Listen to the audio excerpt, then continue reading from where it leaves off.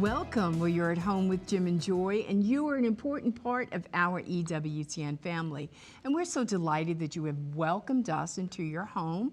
Please, we would love to hear from you, so send us an email with a question or a comment to jimandjoy@ewtn.com.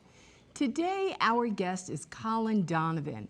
He is a Catholic theologian, he is a Mariologist, and he is the Vice President of Theology right here at EWTN. And Colin has recently been honored by Pope Francis with an appointment to the Pontifical International Marian Academy. Amen. And you might be saying, I didn't even know there was one. What is all that about? What does that mean? Yeah.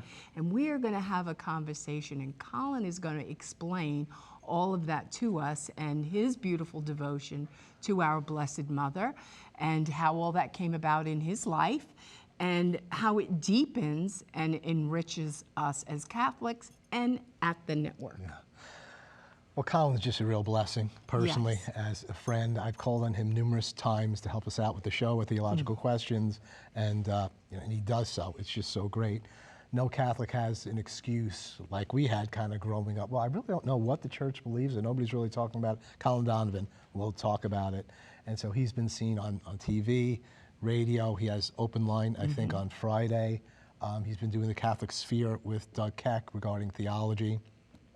And so you'll be very familiar with Colin. So it'll just be great to be with him personally. And so we heard about, like you said, Joy, this appointment to the Marian Academy by the Pope, that he would be there, and kind of the diploma that he was given by our bishop. And so we have that. That's a lot of words, and we want to know what they mean, and Colin's going to unpack that for us and help us to fall more deeply in love with Jesus through Our Lady. So plenty more to come. We'll be right back. Please don't go away.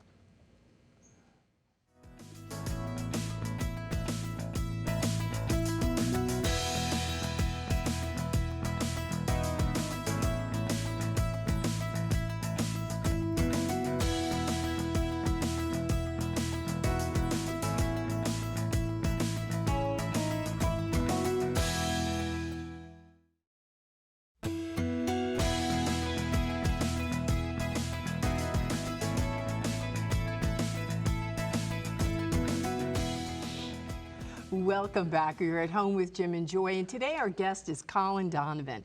He is a Catholic theologian, a Mariologist, and the Vice President of Theology right here at EWTN. And Colin has recently been honored by Pope Francis with an appointment to the Pontifical International Marian Academy. And we are so excited to have you. We were watching the Mass recently, and the bishop was there, and I was like, oh, hon, the bishop's at Mass today. Something's happening. There's a big deal going on at Bishop's Day. I wonder So why. what is happening? And then we watched, and we looked in and saw how you were being honored. So first, we want you to tell our family a little bit about yourself and how long you've been here at the network, and then tell them about your beautiful recent honor. Well, I've been here, it'll be, or was, 28 years here just last month in August. Yeah. And so it's been a great privilege. I was teaching in Nashville, Tennessee at the Dominican College there, run by the Nashville Dominicans, Aquinas College. And Deacon Bill Steltemeyer was actually from Nashville, but he commuted down here every week to be Mother's right-hand man, her president, as she was chairman of EWTN. And so I got invited down one Thanksgiving to fill in for a guest, and as Mother often said in those days, well, we'll have to have you back on. So my getting back on was to be invited down to work for Mother Angelica and to answer her mail, to answer the mail of the nuns. The nuns had been answering, questions that people present, moral questions, theological questions. And she didn't want them doing that, but that was what they had to do. We were getting off the ground in those years. So I took over that role, and that led to our theology department and to where we are today. We're reviewing books and watching programs that will air on EWTN and making edits where necessary to preserve the faith and to remain in the in the center of the mission that the Lord gave Mother. Yeah. Excellence. Well, you know, just hearing your story again, and I'm not surprised that Deacon Steltmeyer and, of course, Mother were so involved. And I just think when I hear that, how many incredible selections she made. You might not say that about yourself, but I say that. Like, she just knew, like, who was supposed to be here, and she didn't have, like, a lot of information, but she kind of met them, listened, and said, yeah, and these people have been with us for, like, decades. And some of them she had particular inspirations. I think in Bill that was certainly the case, that she knew you're going to work for me. I think she even told him. So she had those kinds of inspirations. But I like something that that a priest told me 40 years ago now. He said, you know, you don't see the future. You don't know what the Lord's going to do with you. But if you look back and you see how the hand of providence has guided you to where you are. And I think everybody at EWTN can look back and see how the Lord guided them to fulfill a particular function that they serve here in the network, whether it's a humble function or whether it's a more exalted one or a significant one. Doesn't matter, but the Lord has guided them here, and I think they can see that in their own journey, their own story. And with great gratefulness, right? Right, always. And just great humility. I mean, we always say, we are sitting at a table that we have not set. And when they go 3, 2, 1, and you're on live, we're like, we have no business being here. But God said, this is what you're going to be doing. And so here we are, because we're just all just trying to be obedient and work at our salvation with fear and trembling and trying to be holier than we were yesterday. And Mother could never have imagined where the network would go, where it's gone under Deacon Bill and Michael Warsaw since since her stroke and she wasn't able to serve, and since Bill's passing. But all of that, you can see how God had the plan. He's the architect, and so we don't need to think too deeply about it. We have to make prudential decisions. You know, am I going to work for this employer? Am I going to work for this? You know, am I going to marry this person? I'm going to, you know, not marry. We make those kinds of decisions using the information we have available. We're not God. We're not omniscient. We don't see the future. But God, who sees it, if we're listening and attentive to His inspiration, we will make the right decisions, and He will be able to lead us where we want to go. And that's certainly been the history of EWTN. All things work together for good, for those who love God, and seeking to fit into His plan. Yes, exactly. That's what the whole network is about. So tell us, you know, this is beautiful wording here, Pontifical International Marian Academy, that you're appointed by the Holy Father and received the diploma. And so, and Bishop Raker presented this to you recently. What does that mean? I mean, it sounds really good. What does it mean? What are the implications of that? And you know, why were you honored in this way? Well, the first thing to understand is that the church is not, you know, sometimes you hear the argument, well, the church was against science, or it's against social science, or it's against this, that, the other thing. No, the church has always is interested in the truth. And academies, we know that word academics, that's studiousness and studies and advancing in studies. So the church has, I believe it's 11 now different academies for different purposes, for theology, for the work of St. Thomas Aquinas, Pontifical Academy of Life. The Marian Academy, of course, is dedicated to the study of Mary. And it was started in the 40s, originally as a project of the Franciscans, the OFMs, and it was made pontifical by Pope John XXIII. And so what it does is it gives a place where Mariologists, those who study Mary, those who promote devotion to Mary, those who are speculatively looking at the body of theological knowledge available today, what the faith teaches, what theology is thinking about and speculates about, how these things relate, can do that within the context of a church organization. And that's not just the Pontifical Marian Academy, but in various countries. We have in the United States the Mariological Society of America. So there are, I think, a dozen or more of these associations around the world doing these kinds of things. And the umbrella for them is the Pontifical International Marian Academy in Rome. So the idea there is that theologians who are interested in the theological science regarding Mary, her role in the church, her role with relationship to her son, something Pope Francis in an address to the Academy here in 2021, I think, said, this is an area to expand the understanding of the relationship of Mary and the Word. If you recall, and he pointed to what Pope Benedict had written on this regard during his pontificate, this area of the relationship of Our Lady as the mother of the Word and the Word himself. Say that again. Say that again, Colin. Well, that Mother of the Word. right, that Christ is the Word who made flesh, as Right. St. John tells us in his Gospel, and that Mary is the mother of that Right. Word. So what are the implications? And this, the Pope Benedict and Pope Francis in his address was pointing to some, expanding of interest and thinking about and discussion about this. Because theology, unlike the faith is a teaching by the magisterium that obliges us to believe it. Theology is speculative in the sense that theologians propose, the magisterium may ultimately judge a particular formulation or some aspect of what is proposed as being true, revealed by God, and can teach it as well. But theologians discuss these things before they rise to the level of something that the magisterium would say, yes, we bless this formulation, this expression of the faith with regard to the Blessed Virgin Mary. And so the Pontifical Marian Academy is doing that kind of work, as are other Mariologists around the world. And they get together in congresses. I mentioned this address that the Pope didn't make it himself in 21 because of COVID, but the Cardinal Rovassi, who was at that time the head of the Congregation for Culture, gave the address in his name, sort of gave some marching orders to what should be studied and what would be important to look at. And the relationship of the Word and that was one of those.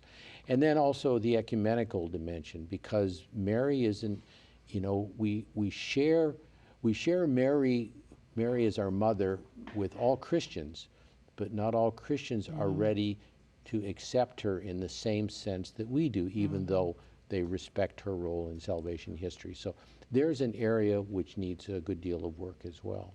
Well, Colin, when did you begin this journey and this love with our Blessed Mother? Well, I point to kindergarten.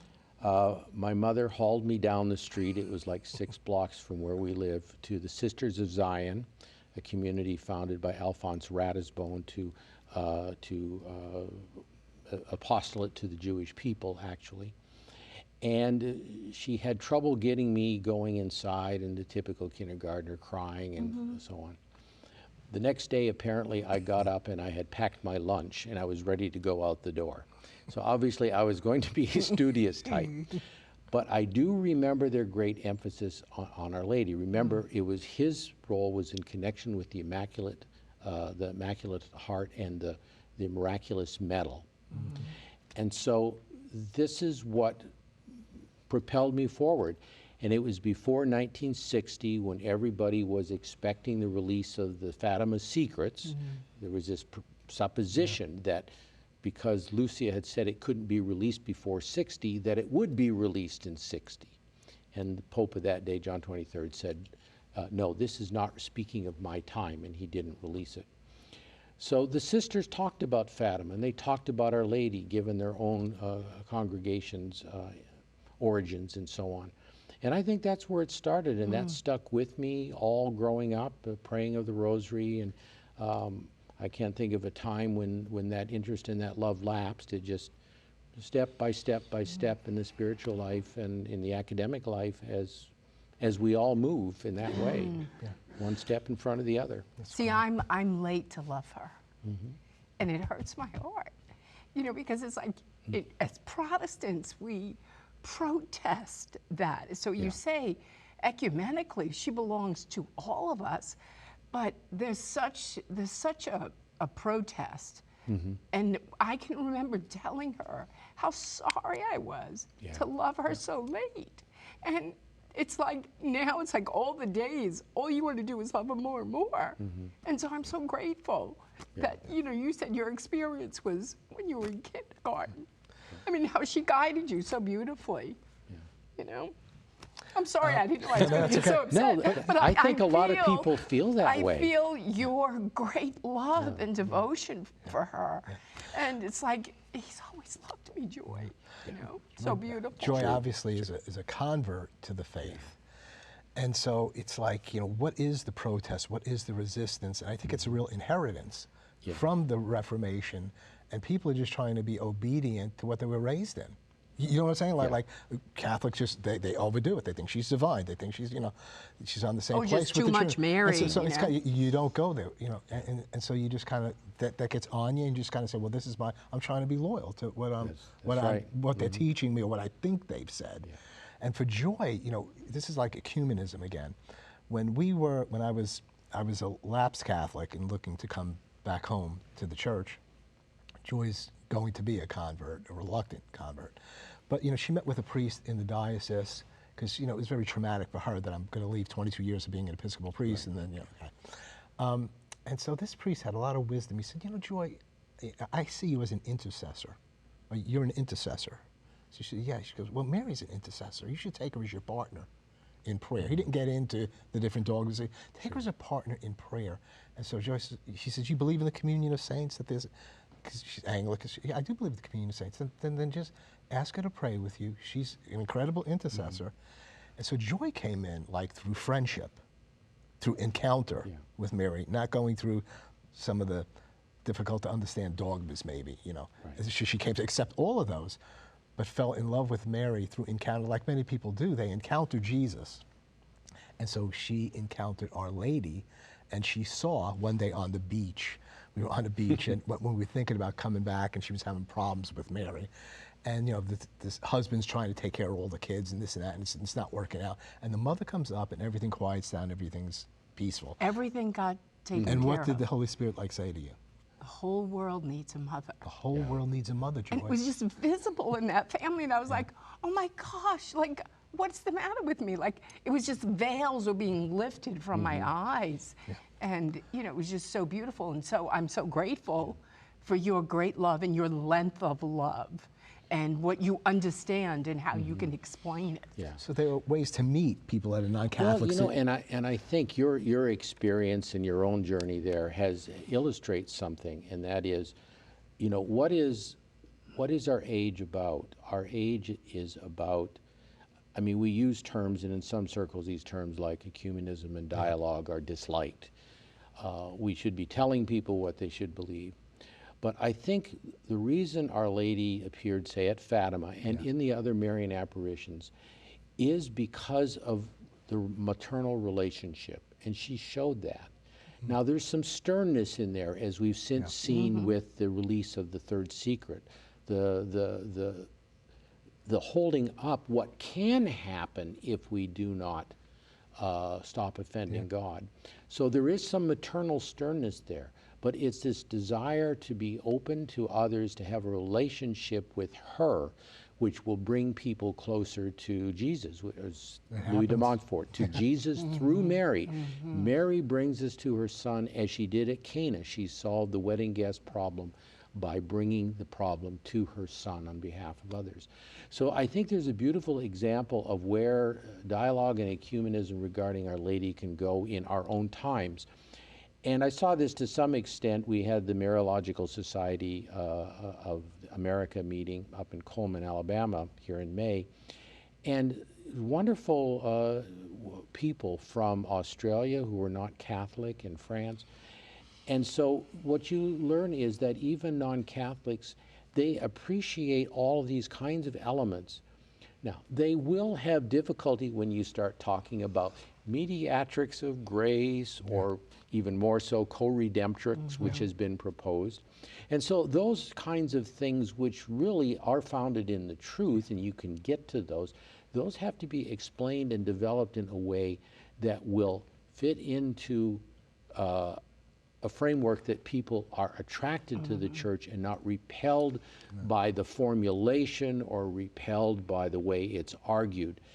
And I think one of the things that Mariologists can do today, whether it's dealing with non-Catholics or even with other religions, is to point to this maternal relationship. Everybody understands that, even if they don't accept that Jesus is their brother, God is their father, and Mary is their mother. They still understand that idea of maternal relationship. And if Catholics put that forward and see the love that we have for her, I think that is infectious. Colin, we're going to pause at this point, carry you over for the final segment. Your sharing is just absolutely beautiful. So we'll be right back. Plenty more to come. Please don't go away.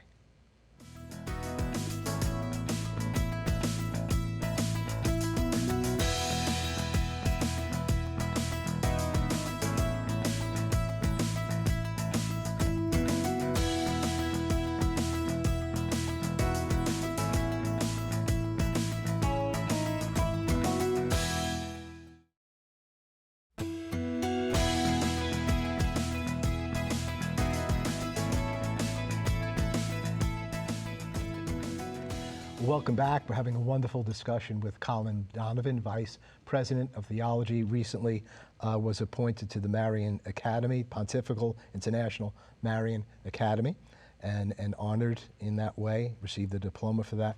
And you've been sharing some about the tasks of that academy, and you also just concluded right before the break sharing about the maternal nature of Our Lady. Great to connect with people in that way.